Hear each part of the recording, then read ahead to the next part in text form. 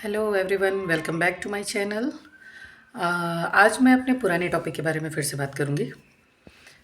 Finally वो दिन आया, उसके बारे में बात करूंगी कितने सालों बाद। तो उसके बारे में मैं बात करने से पहले आपको बताना चाहूँगी कि अगर आप लोगों ने मेरे चैनल को सब्सक्राइब नहीं किया है तो प्लीज़ मेरे चैनल को सब्सक्राइब कर लीजिए, ताकि और बेल आइकन को प्रेस करना ना भूलें, जिससे सारे नोटिफिकेशन मेरे आप तक पहुँचते रहें। तो मैं शुरू करती हूँ अपना पुराना टॉपिक।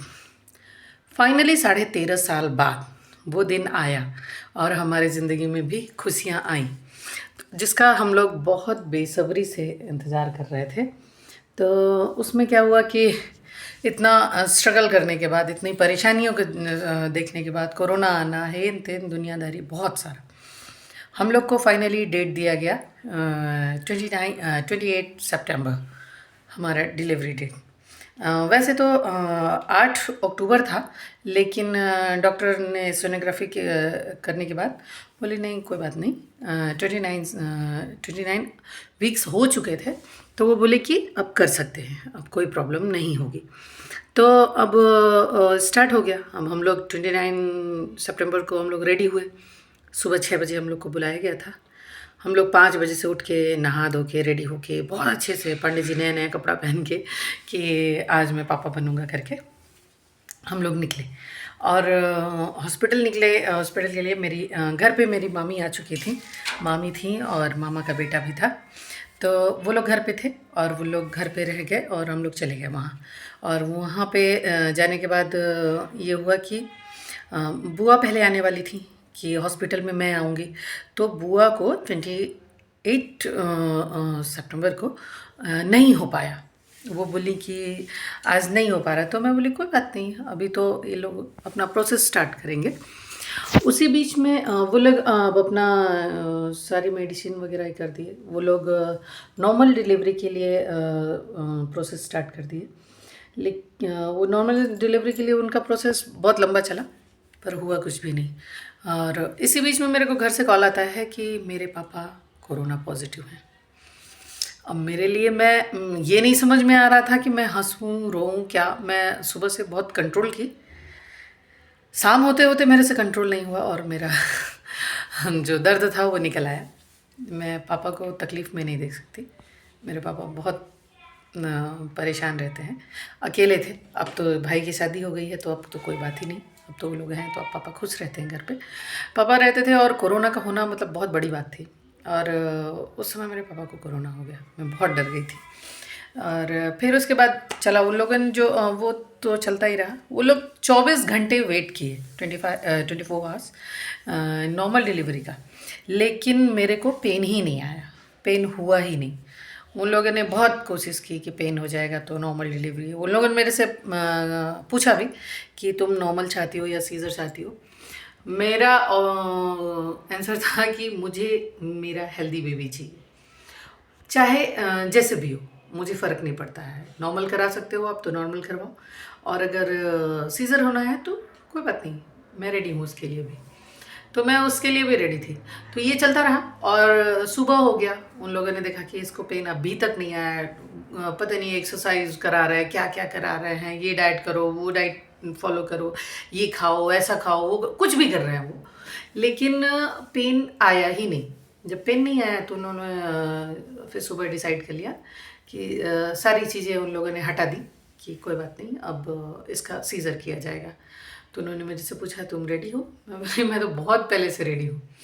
और सुबह हॉस्पिटल में ही उन्होंने मेरे को नहाने वहाने के लिए रेडी कर दिया, बोलेगा आप नहा के रेडी हो जाओ। मैं बोली ठीक है, और मैं रेडी थी। और उसके बाद डॉक्टर आई और बुलाया गया मुझे कि सीज़र के लिए चलना है, रेडी हो जाओ करके।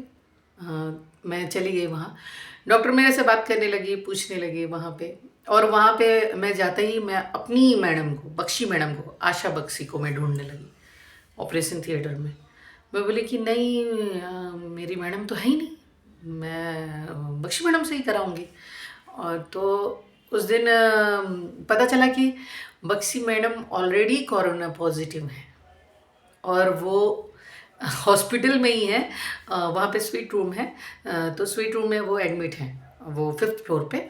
और उस साइड किसी को जाना मना किए थे वो लोग। और बख्शी मैडम की उम्र भी उस समय 69 समथिंग थी, तो उनका कोरोना पॉजिटिव होना बहुत बड़ी बात थी और उनके लंग्स में बहुत ज़्यादा फैल चुका था। तो इसलिए सब लोग बोले कि मेरे एक और डॉक्टर थे, तो बोलते हैं कि आपको बख्शी मैडम से ही कराना है ना? मैं बोले हाँ, मुझे बख्शी मैडम से ही अपना सीज़र करवाना है। तो बोले कोई बात नहीं, बख्शी मैडम ही करेंगे। मैं दिखती रही, तो तब तक सोनम मैम आते। सोनम मैम बहुत स्वीट है, वो भी बहुत अच्छे हैं। तो उन्होंने बोला कि क्यों तू मेरे से नहीं कराएगी? मैं उनको देखे, वो मतलब बहुत क्यूट है, वो डॉक्टर कम मॉडल ज़्यादा दिखती हैं और बात बहुत प्यार से करती हैं। और मेरे साथ ये प्लस पॉइंट रहा कि पूरा हॉस्पिटल सपोर्ट, पूरा हॉस्पिटल बहुत सपोर्टिव। फिर वहाँ पे वो लोगों ने अपना प्रोसेस स्टार्ट किया, सब कुछ हुआ और सोनम मैम ने सीज़र किया और मेरा प्यारा सा बेटा हुआ। और उन्होंने मुझे बताया और दिखाया भी, दिखाया संगीता तुझे लड़का हुआ है। वो लोग नॉर्मली हॉस्पिटल में लड़का या लड़की ही बोलते हैं, बेटा बेटी ऐसा नहीं बोलते हैं, गर्ल बॉय बहुत कम बोलते हैं। बोले संगीता तुझे बेटा हुआ और मेरे पास नज़दीक लाके मेरे बेटे को दिखाया गया।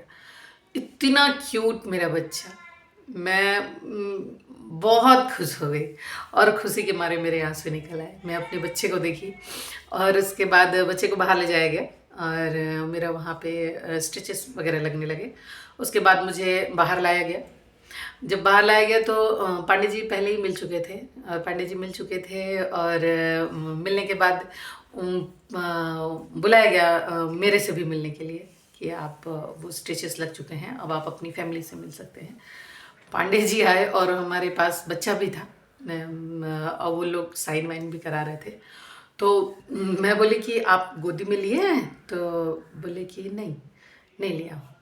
तो उन लोगों ने, मैं बोली मेरे हस्बैंड को आपने गोदी में क्यों नहीं दिया? तो बोले अब तो बाहर जाएगा तो गोदी। मैं बोली नहीं, पहले आप उनको गोदी में दो। वो इतने एक्साइटेड थे अपने बच्चे के लिए, वो बहुत बहुत दिन से वेट कर रहे थे। उनका खुद का बेबी, मेरे हस्बैंड बच्चों से बहुत प्यार करते हैं, बहुत, मतलब उनको बच्चों से बहुत लगाव है। तो अपना बच्चा हो ना, वो जिस चीज़ का मतलब इतने साल से इंतज़ार कर रहे थे और आप गोदी में नहीं दे पा रहे हो अभी तक। तो मैं ये सोची और मैं बोली नहीं, आप पहले दो उनको। वो थोड़ा सा गोद में लिए, उसके बाद वो बहुत खुश हुए। मतलब वे उनको पहली बार वे उनके डैडी ही उनको गोद में लिए थे, मतलब फैमिली मेम्बर्स में। वैसे तो डॉक्टर्स वगैरह तो हॉस्पिटल का स्टाफ तो था ही, लेकिन वेमू को पहली बार उनके डैडी उन्होंने अपनी गोद में लिया और वो हमारे हैप्पी फैमिली था वो, हमारा मतलब मोमेंट जो था काफ़ी एक्साइटेड था। इसके आगे की कहानी, मैं खुशियाँ किस लेवल पे गई, मैं नेक्स्ट वीडियो में बताऊंगी। इसी के साथ अपने चैनल को अपने वीडियो को मैं एंड करती हूँ। Thank you so much, bye bye.